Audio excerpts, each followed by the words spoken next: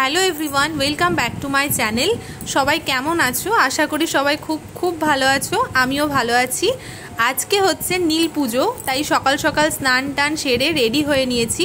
ঘড়িতে এখন বাজে সকাল 10টা মতো। প্রথমেই চলে আসলাম শিব ঠাকুরের মন্দিরে। তো আজকের দিনটা বেসিক্যালি চেয়েছিলাম যে শিব ঠাকুরের মন্দির ঘুরেই তারপর সারাদিনটা শুরু করব, বাবার দর্শন করেই তারপর শুরু করব, তাই জন্য চলে আসি এই মন্দিরে। চলো তোমাদেরকে এখানকার বাবার মূর্তিটা দর্শন করাই। जय जय हो शंकरा आदिदेव शंकरा तेरे जाप के बिना चले ये सांस किस तरह मेरा कर्म तू ही जाने क्या बुरा है क्या भला। যে শিব মন্দিরটাই গেছিলাম সেই শিব মন্দিরটা কল্পনা মোড়েই। তো সেখান থেকে আসার পথেই বহরমপুর জল ট্যাঙ্কির সামনে বহরমপুর গ্র্যান্ড হলে একটা এক্সিবিশন হচ্ছে শুনলাম, তাই চলে আসলাম। এক্সিবিশনটায় যাব। আর এখানে পশ্চিমবঙ্গের সমস্ত জায়গা থেকে অনেক অনেক মানুষ এসেছে, সোনাঝুরি হাট থেকে, কৃষ্ণনগর থেকে। তো এটাই আজকে এক্সপ্লোর করব। চলো তোমাদেরকেও ঘুরে দেখায় কি কি রয়েছে এখানে কালেকশন।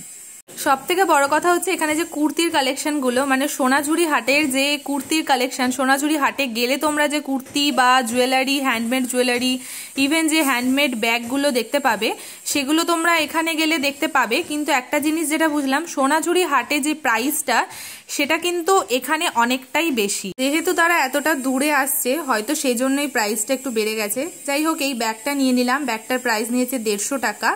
আর ওখানে যে কুর্তিগুলো 200 টাকায়, সেই কুর্তিগুলো হয়তো এখানে 450-500 এরকম প্রাইস চাইছিল।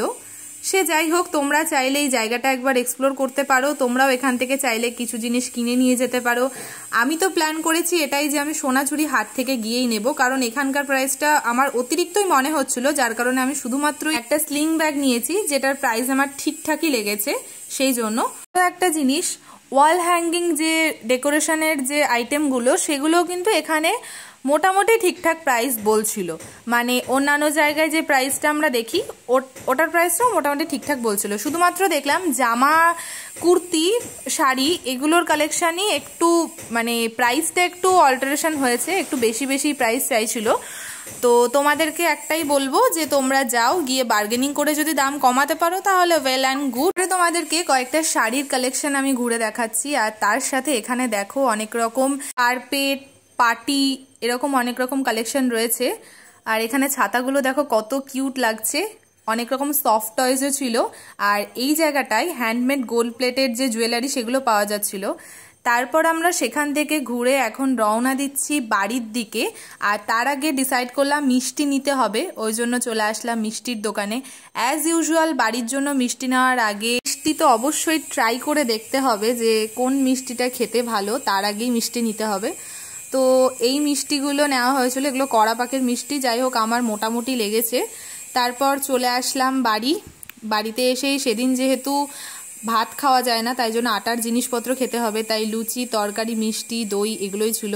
বিকেলবেলা বেরিয়ে পড়লাম চড়কের মেলা দেখার জন্য। বেসিক্যালি এখানে চড়ক ঘুরছে না, আজকে এখানে ঝাপান হচ্ছিল। তো লোকারণ্য দেখতেই পাচ্ছ, কত লোকের সমাগম হয়েছে। এটা বেলডাঙ্গা মণ্ডপতলাতে হচ্ছিল, হরিমতি স্কুলের সামনে। বেসিক্যালি এক এক জায়গায় এক এক রকম হয়। কোনো কোনো জায়গায় বড়শি ফোটানো হয়, কোনো কোনো জায়গায় চড়ক ঘোরা হয়। তো এখানে আজকে পেটের মধ্যে এরকম শিক মতো একটা জিনিস ঢুকিয়ে ঘোরানো হচ্ছিল। তারপর ইভেন ওপর থেকে অনেকটা উঁচু থেকে, যেটা ঝাপান তোমাদেরকে আগের ক্লিপে দেখালাম, সেটাও হচ্ছিল। তো চলো, তোমরা কিছু কিছু ক্লিপ তোমাদের শেয়ার করছি, সেগুলো তোমরা দেখতে থাকো। বেলডাঙ্গায় কিছুক্ষণ থাকার পর আমরা চলে গেছিলাম বহরমপুর। আর বহরমপুর যাওয়ার পথেই দেখলাম বলরামপুর এখানে একটা জায়গায় কপালে এগুলো ফুটিয়ে তারপর তার মধ্যে আগুন জ্বলছিল, এরকম একটা ব্যাপার করা হয়েছিল। এখানেও সেম জিনিস যেটা বেলডাঙ্গাতে হচ্ছিল। হয়তো এই চড়কের মেলা বা এই বড়শি ফোটানো, চড়ক ঘোড়া, এই জিনিসগুলো হয়তো অনেক জায়গায় হয় না। তাদের উদ্দেশ্যে আমি ভিডিওটা শেয়ার করলাম। তো যদি তারা এই ব্যাপারটা এনজয় করে থাকো তাহলে অবশ্যই আমাকে কমেন্ট করে জানাবে কেমন লেগেছে তোমাদের। সো দেন গাইজ, এখন আমরা চলে এসেছি বহরমপুর স্কোয়ার ফিল্ডের সামনে। এখান থেকে আইসক্রিম নিয়ে নিলাম। নীল পুজোর দিন সারা রাত্রি জুড়ে, ইভেন অনেক সকালবেলা পর্যন্ত, প্রায় 8টা সাড়ে 8টা পর্যন্ত এরকম হাজরা নাচ হয়। তো অনেকে অনেক রকম ভাবেই সাজে, কালী সাজে, শিব সাজে, অনেক রকম সাজগোজ হয় এখানে। তো সেটারই কিছু ক্লিপ আমি তোমাদের সাথে শেয়ার করছি। এগুলো বেসিক্যালি গ্রাম বাংলার দিকেই বেশিরভাগ হয়। তো কলকাতার দিকে হয়তো এই জিনিসটা অতটা হয় না, আমি যদিও জানি না। তো এটা যারা দেখে এনজয় করছো অবশ্যই কিন্তু ভিডিওটা লাইক করবে, আর অবশ্যই কিন্তু আমাকে কমেন্ট করে জানাবে যে এইটা কারা কারা দেখেছো বা কাদের কাদের বাড়ির আশপাশে এরকম চড়ক উৎসব হয়।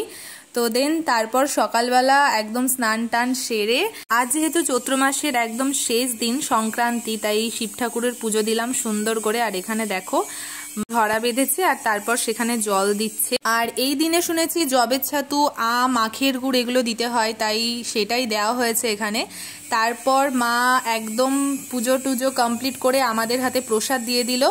আমরা প্রসাদ খাচ্ছি এখন সকলে মিলে বসে বসে, আমি, রাই, মা, ঠাম্মি। আর তারপর এখানে তো ম্যাডামের দুষ্টুমিও শুরু হয়ে গেছে, নিজের মাথার থেকেও বড় একটা টুপিও পরে নিয়েছে।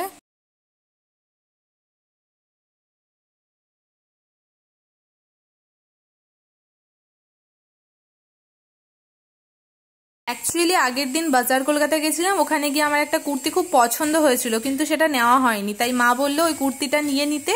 সাথে আমি ডিসাইড করলাম মায়ের জন্য একটা কুর্তি নিয়ে নেব, সেই হিসাবেই আজকে আসা।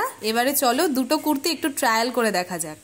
এখানে আসার পর যে কুর্তিটা আগে থেকে নেব ভেবেছিলাম সেটার সাথে আর একটা কুর্তি অ্যাড টু কার্ট করা হয়েছে, মানে আমার পছন্দ হয়েছে, তাই জন্য ভাবলাম ট্রায়াল করি, যদি ভালো লাগে তাহলে একটা মায়ের জন্য একটা আমার জন্য নিয়ে নেব। ভাবা মাত্রই এই যে একটা কুর্তি, যেটা আমি মায়ের জন্য নিয়েছি কিন্তু মায়ের সাইজটা একটু অন্য নেওয়া হয়েছে। আর এই কুর্তিটা পরে আমাকে কেমন লাগছে অবশ্যই তোমরা কমেন্ট করে জানাবে। এই কুর্তিটা পরে তো আগের দিনই দেখেছো, এটা আমার আগের দিনই ভালো লেগেছিল, কিন্তু আগের দিন যেহেতু দুটো নিয়েছিলাম তাই এটা নেওয়া হয়নি, কিন্তু মা বলাতে আমি এসে আবার নিয়ে নিলাম। তারপর আমরা চলে আসলাম চড়কের মেলা ঘুরতে, কিন্তু বিশ্বাস করো আমাদের কপালটা এতটাই খারাপ, কিছুক্ষণ দাঁড়ানোর পর অত্যন্ত পরিমাণে ঝড় বৃষ্টি শুরু হয়ে গেল। আর তাই আজকে চড়ক ঘোরার যে ব্যাপারটা সেটা পোস্টপন করে কালকে করা হয়েছে, মানে পয়লা বৈশাখের দিন। তো তাই কিছুটা ক্লিপ আমি তোমাদেরকে শেয়ার করলাম।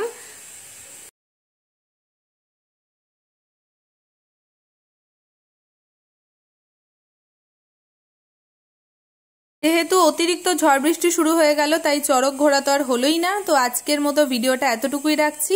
যদি আজকের ভিডিওটা ভালো লেগে থাকে তাহলে অবশ্যই লাইক কমেন্ট শেয়ার করে দিও। প্লিজ আমার চ্যানেলটাকে সাবস্ক্রাইব করে দাও। খুব শীঘ্রই নতুন একটা ভিডিও নিয়ে দেখা হচ্ছে।